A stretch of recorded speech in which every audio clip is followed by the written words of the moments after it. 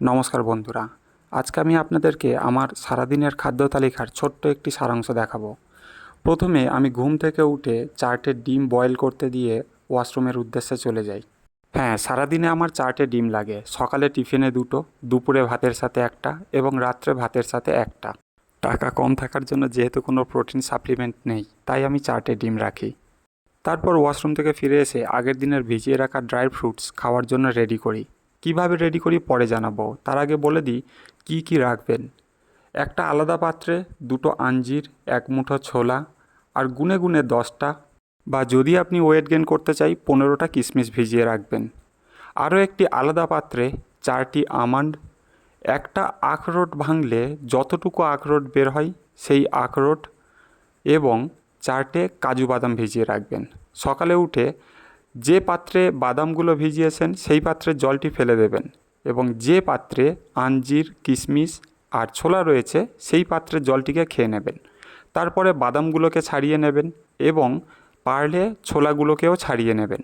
বাদামের খোসাগুলো ছাড়িয়ে নিতে বলার কারণ হলো বাদামের খোসাতে কিছুটা অ্যান্টি নিউট্রিয়েন্টস থাকে, যেটা আমাদের শরীরে গেলে আমাদের যে পুষ্টিগুণ সেটা শোষণে বাধা দান করে। এটা ছাড়িয়ে নিলে এই অসুবিধাটা হয় না। এছাড়া অনেকে দেখবেন এই ধরনের বাদামগুলো কাঁচা খেতে থাকে, কিন্তু বলে রাখি কাঁচা খেলে আপনি সম্পূর্ণ পুষ্টিগুণ পাবেন না। এটাকে হয় ভিজিয়ে খোসা ছাড়িয়ে খাবেন আর না হলে ভেজে নিয়ে খাবেন। আর ছোলার খোসা ছাড়িয়ে নিতে বলছি কারণ এই খোসা সমেত ছোলা খাওয়ার জন্য অনেকের গ্যাসের প্রবলেম হয়, আর এই গ্যাসের প্রবলেমের জন্য অনেকে ছোলা খাওয়া বন্ধই করে দেন। কিন্তু আপনি যদি খোসা ছাড়িয়ে খান এই প্রবলেমটা হবে না। আর বলে রাখি খোসা ছাড়ানো কিন্তু তেমন সময় সাপেক্ষ বিষয় নয়। এখানে একটি টেকনিক দেখিয়ে দিচ্ছি। আপনি যদি 5 মিনিট সময় দেন, 1 মুঠো ছোলার খোসা ছাড়ানো কোনো ব্যাপারই নয়। জাস্ট পিছনের অংশটি অল্প ছাড়িয়ে নিয়ে সামনের অংশে চাপ দিলেই সম্পূর্ণ ছোলাটি বেরিয়ে আসে।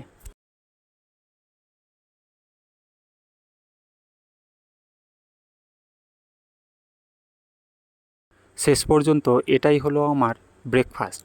এখানে রয়েছে 2টো আঞ্জির, 4টে খেজুর, 4টে আমন্ড, 4টে কাজু বাদাম, 10টা কিশমিশ এবং 1 মুঠো ছোলা। সাথে রয়েছে 2টো ডিম ও একটা কলা। এখানে ডাল এবং চাল আমি আগের রাত্রেই ভিজিয়ে রাখি। আর বলে রাখি ডাল আমি নিজে কিনে নিয়ে এসে সেটাকে মিশিয়ে নিই, মানে আমার ডালের মধ্যে প্রায় 4 থেকে 5 রকমের ডাল একসঙ্গে থাকে। তাছাড়া আমার খাদ্যে অনেক সবজি থাকে, মিনিমাম 5 থেকে 6 রকমের সবজি তো থাকবেই। আর এই সব কিছুকে আমি একসাথে সিদ্ধ করে নিই। খাওয়ার সময় জাস্ট ঘি দিয়ে খেয়ে নিই। সত্যি বলছি এত সুন্দর খেতে লাগে, আপনি নিজেও ট্রাই করে দেখতে পারেন। এবং রাত্রেবেলাও এই একই খাবারই আমার মেনুতে থাকে। আপনাদের মনে প্রশ্ন জাগতে পারে এই একই রকম খাবার আমি রোজ রোজ খাই কীভাবে। সত্যি বলতে এটা আমার 90% দিনের খাবার, আর বাকি যে 10% যখন আমি বাড়িতে থাকি বা কোনো অনুষ্ঠান বাড়িতে, অথবা কখনো যদি আমার মনে হয় একটু খাদ্য তালিকা চেঞ্জ করতে, নিজের ছুটি মতো সেগুলো আমি করেই থাকি। কিন্তু গড়পড়তায় এমন খাবারই আমি খেয়ে থাকি। এটাই হলো আমার সময় এবং সুযোগ সুবিধা মতো খাদ্য তালিকা। আশা করি আপনারাও নিজেদের সুযোগ সুবিধা মতো নিজেদের খাদ্য তালিকা বানিয়ে নেবেন। আর বলে রাখি একটা ভুল আমরা প্রায় করি, আমরা 5 দিন পার্টি করে একদিন পুষ্টিকর খাবার খেয়ে মনে করি সেটা আমাদের শরীরে লাগবে, কিন্তু বিষয়টা অমন নয়।